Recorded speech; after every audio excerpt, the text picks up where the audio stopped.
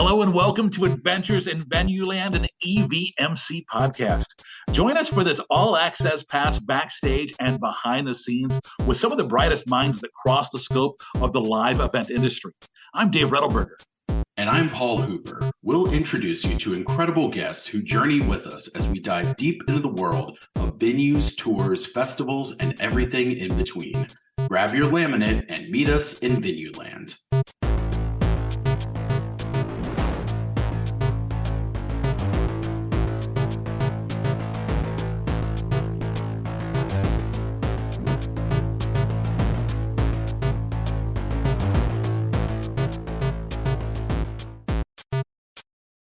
A lot of our listeners have wondered, what's it like working on the ticketing side of things? We're going to find out all about that and much more. We check in with one of my favorite people.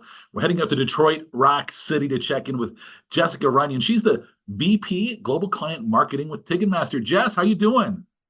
I'm good, Dave. How are you? And that's a big intro. Favorite people. I have to say you're one of mine. You have been our, and I mean this with all due respect, our white whale, our one of our guests we've been trying to get for a while. You have a very tricky schedule. You're all over the globe, and we appreciate you taking the time to join us today. No, you know I'm always here and available for you. I think it's locking in time for an actual podcast. You know it's been a busy year, so thank you for the opportunity, and always excited to chat. Well, we have been good friends for a while through EAMC and now EVMC, and your role there as heading up VP of Partnerships. We'll get into that in a little bit, but first, let's get into this job. What is it? Because I've seen you progress through the years, but this title, right, VP Global Client Marketing, what does that mean? What are you doing, Jess? Yeah, thanks, Dave. So Vice President, Global Client Marketing, essentially that's client marketing, and that includes our solutions for our clients across everything from product to managed services. So that's things all from our email tooling that clients use every day, self-serve pixel placements, to working with my team one-to-one to strategize on a marketing plan for an event on sale. So it's really everything from managed services to product. And I think, we've known each other for a long time, but that it's essentially taking the things I've been doing at Ticketmaster and that we've been doing on the client side. And as you've seen through the years, we're now moving very much into where we can, building that into the self-serve product, which is really exciting. And now that's scaling globally, which is a fun time to be here. What's a typical day look like for you? Is it, I know you've got a lot of meetings, yeah, that, understandably, like we all do. But is there, is there a typical day, and what's that kind of look like? If someone wants to be the next you, what are they looking at? Yeah, I always say there's not a typical day, and I love it that way. I think what a typical day looks like for someone on my team looks different also, depending on who they're working with, because when we think marketing at Ticketmaster, there's a lot of marketing teams. Ours is the client team. And what that means, as you know, being in your roles, it's different every single day. And across our segments of business, it looks different too. So, for myself, what that looks like, I have an org of, a pretty large org of folks that sit across representing our clients, from venues to promoters to sports to arts. And that business looks different across each. For me, I'm also working now on the product side. So we have a lot of product calls to our partners, some who sit in one of my right hand, who I always say is my right hand partner in product, who sits in London. So I spend earlier in the day talking. A lot of times I try to prioritize those connects with folks who are working in our different time zones now in a global role, all the way through, my direct manager who sits in LA, and the folks who I work with out in LA and our, main offices there is on the Pacific Coast. So our, calls definitely go from early to late, and, who we're working with as it relates to, what the day looks like. It's different every single day. Sometimes that's very much managing my team and working with the team across what their challenges are. Sometimes that's still vary in the client business, where I'm on the phone working with clients and talking with them and navigating that alongside somebody on my team. So really it varies. And, when you say what a typical day is, there isn't one, and I like it that way. When you are you working mostly from home these days? I know you do some travel too. What's the schedule like for you? Yeah, so I'm in my home office right now. You can see this is the office I built when COVID came about. It gave me the opportunity to bring all the things that I had in storage out and create a space that I enjoy being in. I've really loved having that opportunity and kind of embraced it. And I'm fortunate because I have an office here in the Detroit market also. So we have a Ticketmaster office here where I really, I have the opportunity to go in a few days a week when I'm in the market and not traveling.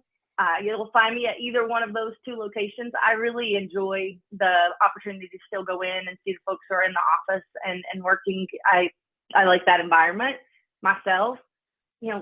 I'm also traveling. So, I think when I'm not in the market, I could be anywhere. My job is now a little bit of everywhere. Yeah, you really do travel all over. What are some of the places you've been to recently? Yeah, so most recently, we've had some trips to London, which was really, really great. We've got a huge office there and a lot of folks that I work closely with across the markets there. We've got most recently at the end of the year, I was in Houston. I got my entire team together at the end of the year to celebrate wins, and that was really fun. We have a really great office there that has a big open space, and we all got together, and it was an awesome time to celebrate and kind of connect. And then, from there, this particular month, I'll be in New York.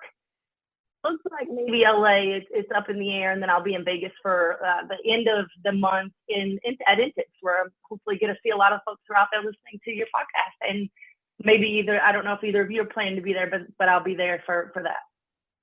When you have client in your job title, I feel like that obviously immediately emphasizes people.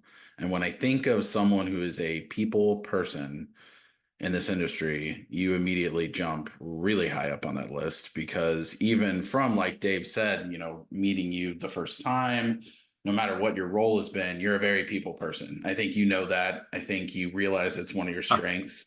And if you don't, then you should. But how important has that been to you in your growth at Ticketmaster, but also just throughout your career and kind of like, being a people person? I think you like that aspect. So I think it's kind of amazing that you've been able to leverage that in your career and really sort of put that skill, but also that joy to work and connecting with different people.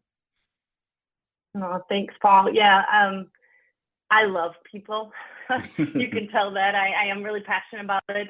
But I think it's been incredibly valuable for me in my career. I think it wasn't something necessarily I realized that was a skill. It was more so just something I enjoyed, was talking to people and, understanding others and talking to other people and kind of listening to them. It wasn't something I realized that was something that I could make a career out of, but building relationships was something that for me, I remember my mom years ago, she told me, to first have friends, one must first show themselves friendly. And, because I was starting a new school and I was like, I don't understand, I'm scared I'm not going to know anyone. And that's kind of what she told me. And it really is the truth. And I think I've always kind of prided myself on making and being that person that, I'm open and looking for folks to build relationships with. And, that's really stuck with me. And for me, that isn't just meeting someone. It's meeting someone and looking to understand them, understand a little bit more about them, not focus on yourself, and see whether it's just a light connect and you network, or it could be something that you end up working together later down the road. And really saying like, how can I help you, or is there something that I can offer that person? And I think for me, that's kind of been a foundation of what I've carried with me. Those relationships that I had even in my very first role in this industry, those are still people I talk to today. Right. And I think for me that's really something that relationships are key, and I know everyone hears that out there, but it is incredibly important for you to build a network and establish a network early and keep growing that network and making yourself available. And that doesn't just mean you're calling on folks when you need something. It means you're there, most importantly, when others need things, that they can pick the phone up and call you. And I think that when you've done that, you've built relationships, and you'll continue to do that and hopefully grow and, make strong relationships that last. When I first started out, my dad had said to me, I don't care if it's an internship, I don't care if it's volunteering. When you do a job or you sign up to do something, you give it your best and see it through. And your name means something. It's not just about, is this my job? Is this my role? Am I supposed to, they're doing this to me or whatever, it's about you and the experience someone has with you. And people remember that. And to me, what meant more than even, the accolades, if you will, is what people thought when they heard Jesse or they know Jesse. And I think that really stuck with me back then, and it always has. And I feel that way now. If it's a volunteer, something, if it's my day job, if it's someone who I just am trying to help out in the industry, I really feel like our names mean something, especially in a business like this. And we call on each other. People remember when they've had a good experience, and they remember when they've had a bad one. Sometimes they remember the bad ones more than the good ones, so you're exactly right. And I think it is, to your point, it's so important to be authentic and bring that same kind of energy no matter what you're doing. So, I think we've all maybe worked with or observed people that maybe give a lot of effort in certain areas, and then they kind of see some other job come along that they feel like is beneath them, and they're like, and they don't really care as much about it. And, to them, it might not be that big of a deal, but other people observe that, and they understand, oh, this person's not going to have my back when we're in the trenches, like they kind of don't care unless their neck is on the line. Well, my neck's on the line. So I want them to, show up for me, just like they want me to show up for them. So you're exactly right. I mean, it's so important to, have that consistency with what people can expect from you. And then, as your career advances, that's what people, associate with your name and associate with you. Like, you're going to work hard, whatever the situation, whether you're coming in prepared or you're, less experienced, you're going to give it your all. Yeah. And people are going to share their experiences, whether they worked with you directly, not good or bad. Other industries, it may be different. Ours is not like that. People call everyone and say, hey, what did you think about so-and-so? Or Right. what, Yeah. I have that happen all the time. So make sure your name means something and you take pride in that. Jess, we know that you are a beam of light in this world, but there are people out there that suck, right? And you've got to deal with them. What's your trick? What's your trick To be frank, for but dealing with true. those challenging people? Because I've seen you do it, right? Yeah. I've seen you remain positive in the challenging situations. And how do you pull that off? Let's go right to it, Dave. Yeah. Well, I'll be honest. It's definitely something that's a skill that's got to be honed a little bit. Because it is hard. And I think at the heart of someone who sucks, there's always a reason for it. And if we're listening, a lot of times we can kind of find what that might be. What does that person care about? And is there a why? Sometimes if it's, someone we're working with and we have to work with them, as you know, whether it's a partner, whether it's someone that you're working with directly, whether it's someone on a team, sometimes we see and can see that that's an insecurity, that they're themselves frustrated, or that they're just not happy, and you can't let it shape who you are. And I think for me, I've been able to I strive to look for how I can, in that situation, not let that person shape me. And sometimes that means just being quiet and listening. If they're ranting or reaming you out, you take it in some cases, depending on the relationship and the scenario, and then kind of let it die down, and then not react in the moment. In other cases, it's something where, and I've actually had to share this with my team at times.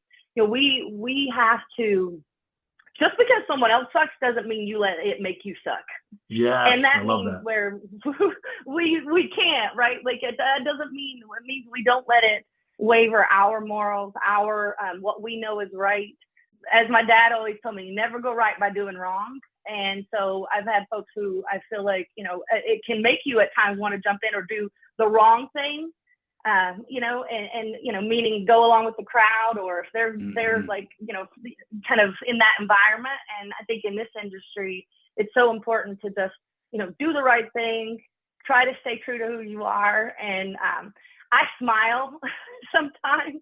And I think it's funny, Dave, that you talk about smiling or being personal. And I've even had folks who say, you smile so much, you're always smiling. Like there's got to be something that, behind that. I'm like, no, not really. I'm like, I can either choose to be happy or not so happy, right? I choose to be happy. So I think the biggest thing for me is just not let it shake you.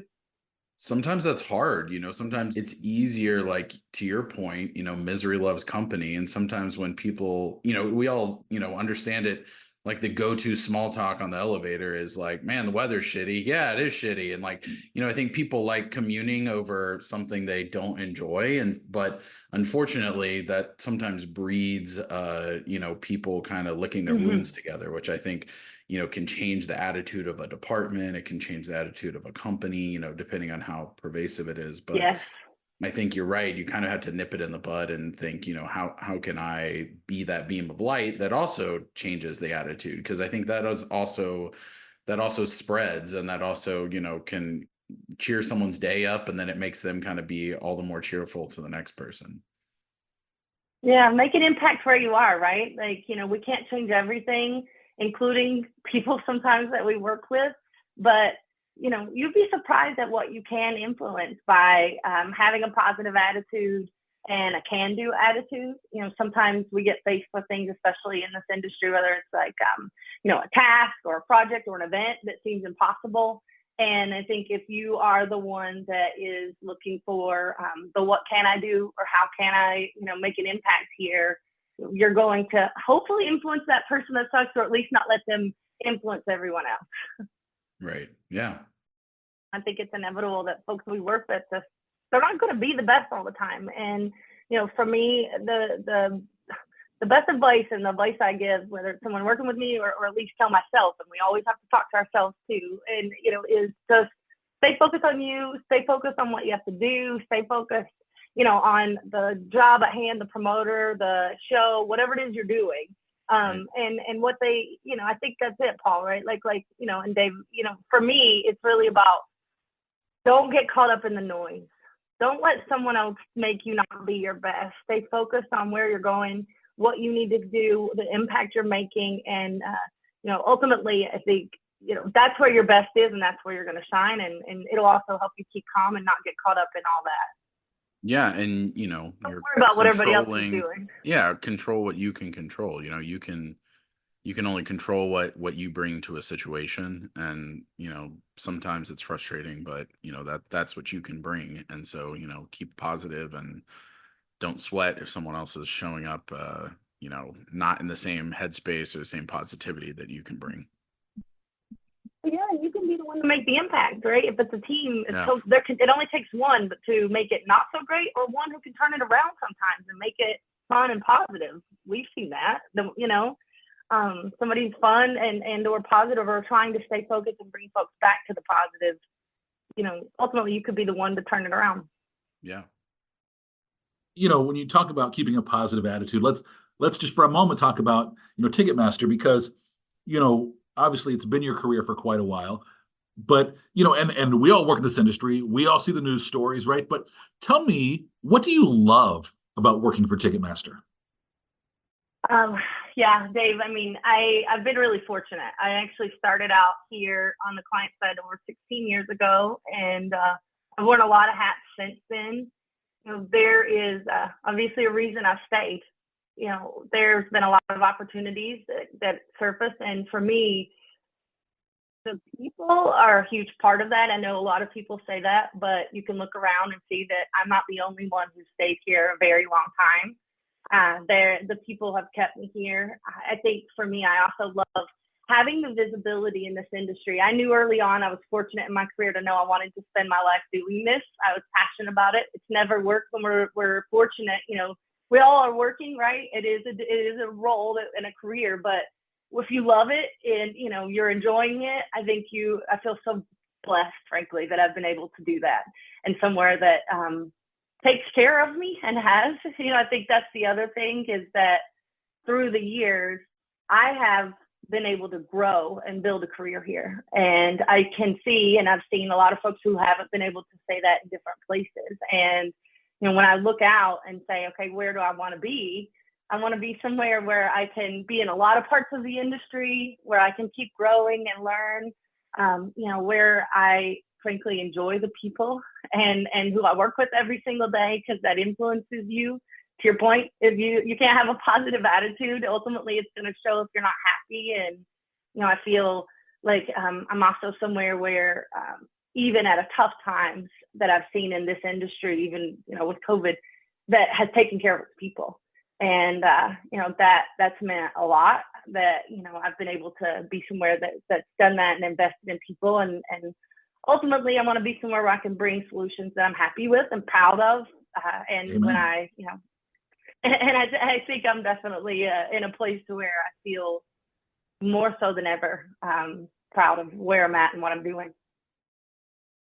Do you think it's critical to constantly adapting in order to stay at a company? Because I think one of the things that we will sometimes see is people stay at a company, but they, I'm not saying this with everyone, but sometimes people will keep doing what they're doing, and it kind of prevents progress for that company. And so how critical is it, would you say, to being adaptive and also helping your company innovate and push forward while you're growing within it yourself?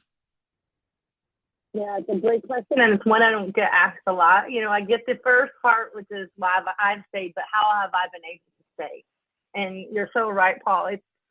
It's critical to me that, and to my growth, that my company isn't just one that's a global organization that's striving to be the industry leader. To your point, always innovating, delivering what's the next best, and where we're going, thinking about tomorrow. And so for me to be able to have stayed here that long and grow and advance alongside, it was important that I've been, challenging myself and growing alongside the business. And, I think that comes, no one's going to do it for you. We've got to do that ourselves.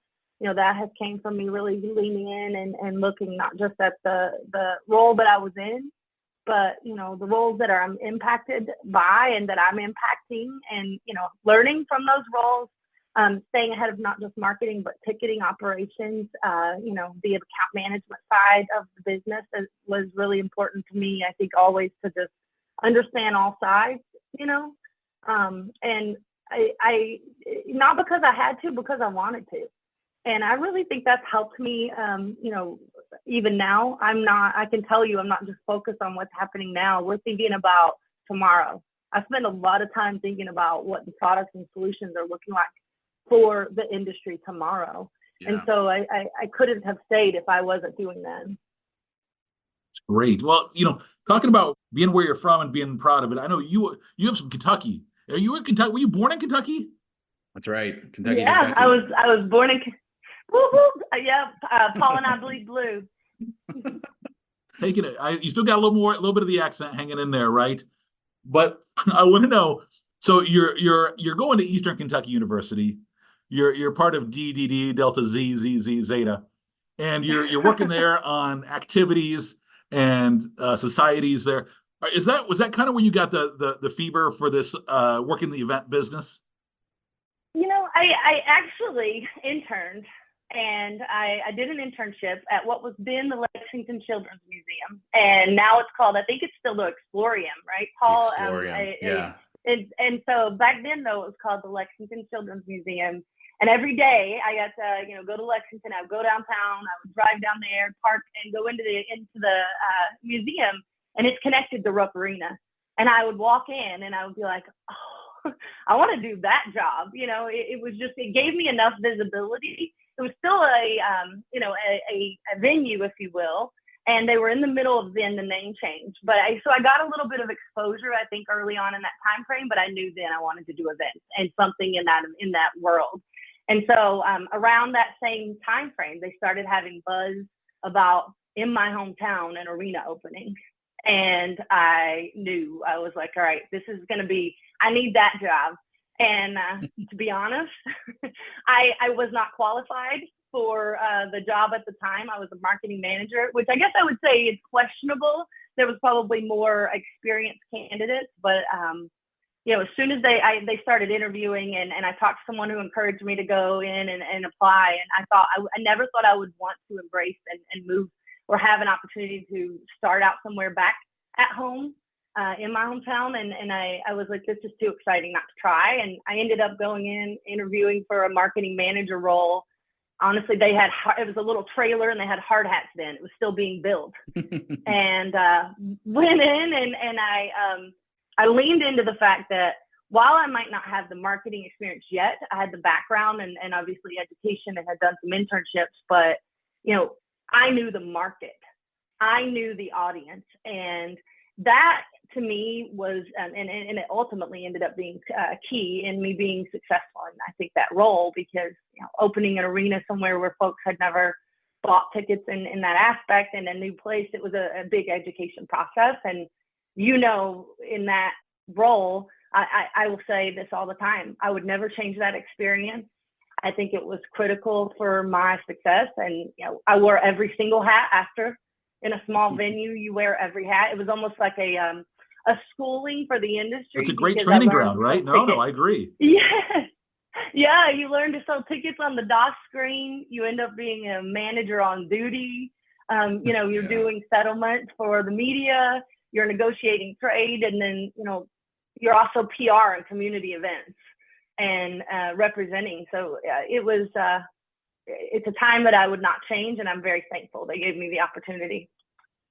Talk to me about making that change and which I know a lot of our listeners think about sometimes, making that change from, working for SMG to working for Ticketmaster. Yeah. So I actually, it was funny how it worked out. So I was at the venue, and at that time in a small market, you don't yet have exposure. You're just in your, sort of venue in your market.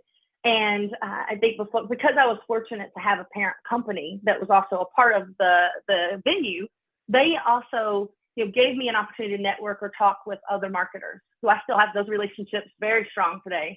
Now ASM Global and that foundation, those folks, a lot of them are still in similar roles or in that similar venues or markets, and so I really value being able to have that ability to network. And EAMC then at the time was a part of an opportunity I saw them going to. So I was like, I want to go to that conference. That sounds fun. They're getting to travel. So I really made the case, went to my GM and said, hey, I want to go to this conference, and they supported it. Gave me the budget. I had to ask for the budget and allocate budget to do it. And ultimately, it was a huge unlock for me. I remember being at the conference in Miami and seeing all these people, almost overwhelming, but at the same time thinking, wow, I want to do this. This is definitely where I'm supposed to be. I want to be like these folks. I saw the folks on the exec board thinking, I want to be like them one day, and I think ultimately was networking. And at that time, I met someone at Ticketmaster, and they had said that there was an opening in the regional market. The roles were a little different then. We were more regional based. And there was an opening in Detroit. And I said, that'd be interested. And I interviewed a couple of times. Then I flew in for an in-person interview. And 14 days later, I moved from Kentucky to Detroit. And, that's kind of, it was a little bit of a whirlwind, and it was scary. I remember standing in the arena looking around, and it was empty. And I thought, oh, am I going to move? Am I going to do this? And for me, it was a scary thought at the time, but I knew that I felt like I had really learned a lot at the role that I was in, and I wanted to learn something different and see what else was out there at that time in my life. And so that's kind of how I transitioned over, and been in a lot of roles since. I think you really hit on the importance of conferences, and Dave and I are nodding along as you're talking about it, because I remember my first kind of work conference, and definitely my first EAMC, now EVMC, where I went to it, and you have this sort of like eye-opening experience where you're like, oh, there's other people out here that are dealing with the same stuff I am. And it, you can have this kind of love for the industry or love for your job, but then when you meet this greater group of people that all sort of are in that same trench with you, it really changes the perspective of the industry. And I think it kind of adds gasoline to the fire. And for the most part, it usually gets people that are kind of like, oh, I kind of like this industry, and makes them like, oh my God, this is where I want to work for the rest of my Yes. career, And sometimes I think it scares Yeah. people away, but maybe it educates them that, maybe it's not,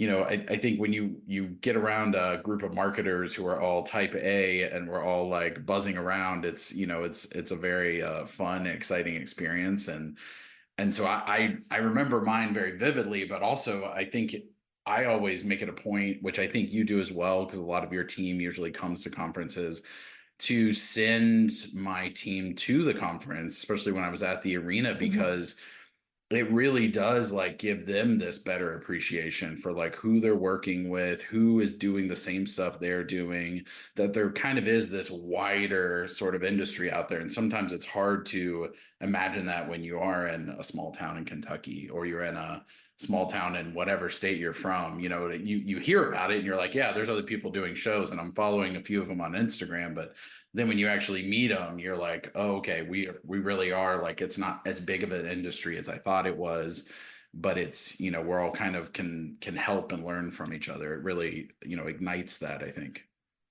Yeah, I think it's one of those things where, I think there's a few things you touched on. And I think some of it is embracing those opportunities and not being afraid. When you go, it can be intimidating. And I know I was, and I think I was fortunate to, my dad always said you could do he felt like I could do any job. I mean, I know even with Ticketmaster, he always used to tell people through the years, he'd be like, yeah, she's a vice president. I'm like, no, I'm not, Dad. I'm a marketing manager. Quit saying that. He's like, well, you could be that. You could be. And I think, it was scary. I'm not going to lie, even going to the conferences at first, because, I felt like, okay, I am in this small venue, and no, I'm not going to talk to someone who's in a big venue, or someone who's on exec board. And whether it's at a conference or any, wherever you are, I think being confident in who you are, and just where you are, and knowing that, we all those small venues make up this massive, awesome industry that we're working in. And you have something to bring, and you have value to bring. And so go up to folks, don't be shy about that, and know that we all started somewhere. And, I think that's part of it. And actually, we're not all, I find a lot of marketers and successful people are actually more introverted too. There's a little bit of everyone. And so for some folks, that's intimidating. They actually leave the socials probably and have to go and rest, or if they do duck out, I think sometimes it's not because they don't want the environment or experience. They just, it's a lot for them. And so what I would say is kind of know yourself, and embrace these opportunities when you are there, and put yourself in a position where, if it is someone that you have look at the agenda, or look at the attendees, or look at who else is going to be there, and seek them out, and don't be afraid to go over and introduce yourself. I think that's the biggest thing that I see folks that I have talked to who have challenges in those settings. They need a little nudge sometimes. Yeah. And, I think that's what I would say to anyone listening, is that if anytime you want to talk with me, I love those opportunities to meet new folks. Like you said, Paul, you and Dave both are also the same. And, I think we try to embrace the opportunity to help folks who are looking to grow or network, and make them feel comfortable. I think EVMC is really unique in that way, and that, it is a culture where we've really been fortunate to continue to build it that way, so that it is embracing everyone, and making sure if we do see someone who's sitting alone, we're going over, and someone's going over and helping, make sure that they feel welcome. We will nudge you. We're a team of nudgers here, talking to each other. Yeah, exactly. We're talking about EVMC, and I feel like we need to let you give a plug for partnerships, because as the former VP of sponsorship, you've taken it, you transformed it, and you've grown it so much. But for somebody who's listening out there today, what is partnerships, and why should my company or tour or venue be a partner with EVMC? Give your best sales plug, because I feel like, I know you're always pushing, and I'd be definitely remiss if I didn't give you the opportunity to plug what you and your team do so wonderfully for EVMC. Thanks, Dave. Well, I had a great mentor, in this role that I'm wearing now, and I think it's I would say to folks, EVMC partnerships is something I obviously believe in heavily. Ticketmaster's been a partner of EVMC for years and years. And, it's a place where you not only get to showcase your solutions and, tools or products or what you do in the industry, but network, build relationships, sit alongside folks in sessions. I have folks who say they go to industry events and set up a booth and just sit there. And I'm like, this is not the conference to do that. This is the one where we truly do embrace our partners and embrace them as part of the overall conference and set them up for success and making sure that they feel not just welcome, just like we do the attendees, but that they're set up for success and become a long-term partner for years. And so I think for me, a big part of that is that we do make sure that we're listening to what the partnerships have been wanting. That's how it's evolved in the last few years, especially. We've created new opportunities for partners to showcase their brands, to engage with attendees, to be sure that we have unique partnerships, because not everyone's looking for the same thing in a partnership. And we've really tried to evolve to where we're creating unique partnerships based on what folks are looking for when it comes to, considering success in a partner. I would say that EVMC has grown, and there's a lot of folks in the industry who not just come to this event year after year, but we've seen significant growth in the conference year over year. And I know and believe in the fact that, not only is it a place for us to see and see that return on the investment for a partner, but also for them to continue to grow their brand and network. It's really an incredible opportunity. And frankly, I think it's one that we could charge a lot more for, because I think we're very competitive and also our partner rates.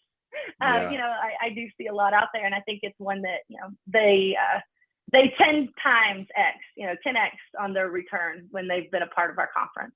Well, and I think it's important to also recognize, which I'm sure we've talked about before, but this is an all volunteer group. We're not here, turning partnership money into, money that's going into anyone's pocket. This group that's involved in this conference is passionate about this industry, passionate about each other, passionate about making it a better industry, how can we improve? How can we affect fans' lives? So, I mean, at the end of the day, partners are really getting a lot from us, attendees at the conference, but they're also sort of showing their support for this growing industry. And, the money that is coming from it goes back into making this conference better and bigger, and really just supporting the industry overall. Like, it's really, how can we help each other? And, I think we need partners for that. We're all in this together. We're all, doing the best we can to kind of, do what we can to make memories, sell tickets, all the fun stuff. And I think partners are critical in that vision. Yeah, you're absolutely right, Paul. We are all nonprofit and volunteers in the industry. And I think, because of that, we value and truly appreciate the partners. The conference couldn't happen without them. And I think that they not only are going to see return, but to your point, they can feel good about this, and that this is the only conference. This is exclusive for marketers, and a lot of folks in the industry don't have a space like this, and this is means a lot to them, including the folks that we help out with internships and scholarships and things like that in the industry. Talking about things that mean a lot to you, we've talked about obviously Jess at work and Jess with the volunteer hours, but Jess at home, I know you have a lot of passion for family, and who's there with you in Detroit?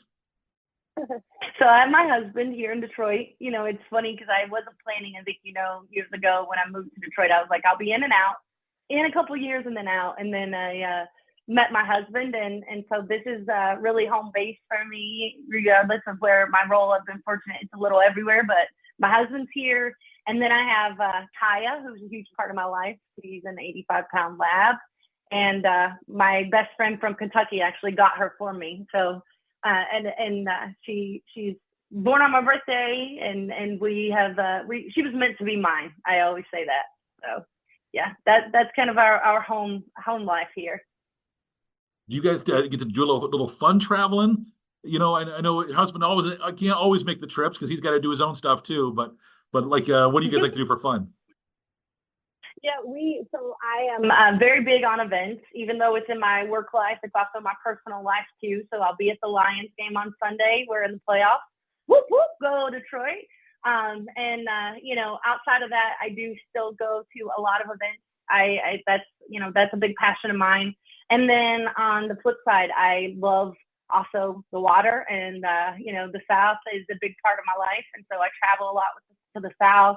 And then I spend anywhere from 8 to at least 8 weeks or so. We will load up and go to Florida, or we also have been to the Carolinas and done it, where we'll just kind of work from somewhere. So I think we've really embraced the ability to have and be fortunate to work for companies where we can do that. And we've kind of gone, and you'll see me sometimes on a beach and be in that environment with my dog, and that's really not the touristy places, I say, Dave. I like to go places where it's quiet, it's nature, it's sound. You'll see me out kind of exploring and seeing what the new critter I found in the water is. I think it takes back to where I grew up, growing up in a remote location. For me, I still need, while it's busy and I love the life, my day life and job is busy, and then in populated areas, and I get to travel in those areas, I think I do appreciate the ability to turn it off and in my personal life be able to be quiet and go to those spots too.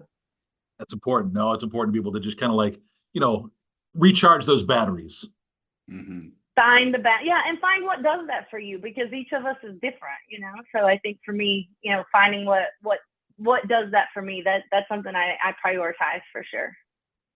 You mentioned how important the South is to you and getting back to the South. And I know, obviously, since I've known you, you've come back to Kentucky pretty consistently, multiple times a year. You're always like coming back and visiting your mom, your family, seeing friends that are in the area. How important is it for you to, as you mentioned, like kind of disconnect? It's kind of a chaotic industry, but having that appreciation for maybe a slower small town kind of pace, how important is it for you to like visit with your mom, visit with your family, and really sort of go back to your roots in Kentucky?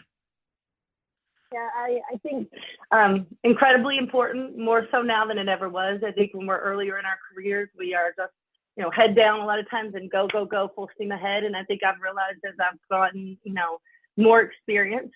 I hesitate to say older, but more experienced. I think it's I think it's more about the balance, and those folks.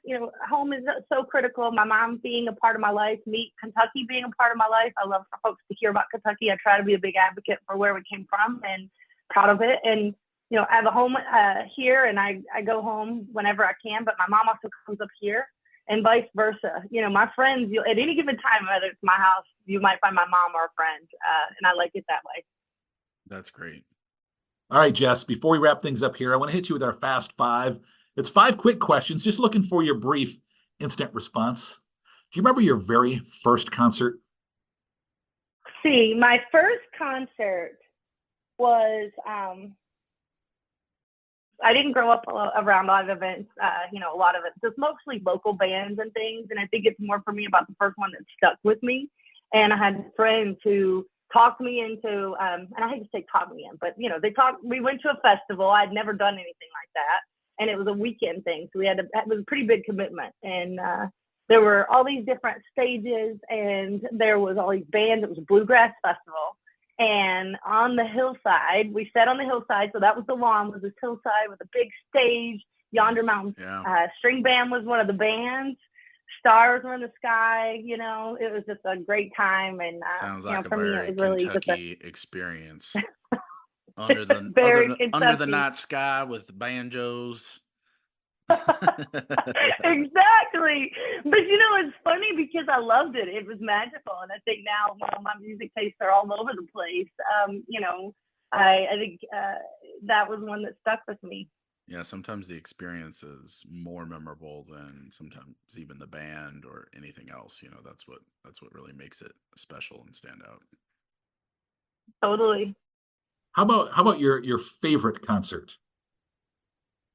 So I got a couple for different reasons. So that's really hard to pick. I've been to a lot of shows. I've been fortunate. I think one of my very all-time favorite shows, I saw U2 at Breslin Center on the 360 tour with Florence and the Machine opening up for them. That was a really fun show for me for a number of reasons. Both the artists I saw, was really close. I had not seen Florence and the Machine live, and just powerful.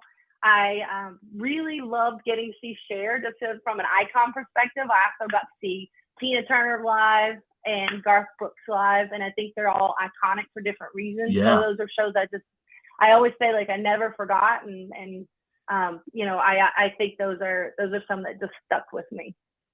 Jess, we come over to your house for dinner and you're cooking. What's your go-to dish that you love to cook? Okay, so I'm a huge fan of Mexican food. So I'm always going to have chips and salsa, and likely making fajitas or something along those lines. I like to make homemade salsa. I've kind of practiced for years, so that's one that I do. And then I really love, growing up in the South, I love hometown, like home comfort food. And Yes. so, I really Country like cooking. to make that kind of, I like the country Cornbread. cooking, so. No wrong with that. Exactly. And an iron skillet too. In an right? iron Yes. skillet, of course. All right, we know you Yeah. travel a lot, but what place is still on your travel bucket list? All right, so I have not yet. I've been to London, but I've not yet gone to Paris. And it's queasy because I've been so close, but it's on my list. Want to get there. I haven't been to Greece.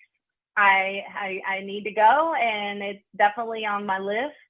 I'm planning to hopefully hit that up in the near future at some point. But and then there's a huge list, but those are just a couple that are on the near future list, if you will. All right, last question. What's your theme song? So there's a TV show all about the life of Jess, and cameras follow you all around. And what's the song that plays over the opening credits to the Jess show? So Dave, this is hard because we actually, I really love, if you look at my Spotify playlist, I have, and even the last, past years, I'm really big into 90s and hip hop. And so, you're going to likely hear something that is Salt and Pepper, or, something along those lines in the background. I also have, I feel like you have to then go into a little bit of Credence, because I'm a little bit of that too. And that's kind of a band that always comes up for me. And when I'm in a place that I need to just kind of reset, I'll put it on. There you go. All right, Jess. Hey, give any plugs that you want to give.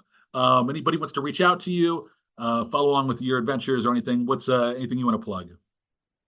Yeah, what I would say is that not just so from an EVMC partnerships perspective, we're always looking for ways to continue to grow our partners and want to help folks out there who are looking to, embrace the conference or be involved in the conference. I would say reach out to me. I think on the other side, just overall in the industry, I am a person where I love to hear from folks, and always enjoy hearing from folks. So please do, if folks are out there and they want to learn more about what Ticketmaster is doing. We are right now, we didn't talk about this, but I am in the revenue and demand organization of Ticketmaster. And what that means is that we're really, we're creating tools and solutions to help our clients across not just, pricing, analytics, and marketing. And we're bringing all that together, which is really exciting. So if anyone out there wants to learn more about what we're into or our marketing solutions, please hit me up. I would love to take you through that and chat and or hear some feedback if anyone out there just has feedback to share. Thank you so much for the time today. We appreciate you, and I know you're a busy woman, and it's great to talk to you, and we look forward to seeing you again in Denver. Thanks, Dave. I love, I adore you and Paul both, and EVMC is important to me, and I think I appreciate the opportunity and want to just thank you both for chatting with me. Always a good time. Of course. And a big thanks to everybody for listening to this episode of Adventures in Venueland. Remember, you can subscribe and find more episodes wherever you listen to your favorite podcasts. We do love your 5-star reviews so you can help others find us. Until the next adventure, I'm Dave Ruddleberger. And I'm Paul Hooper. Thanks for listening, everyone.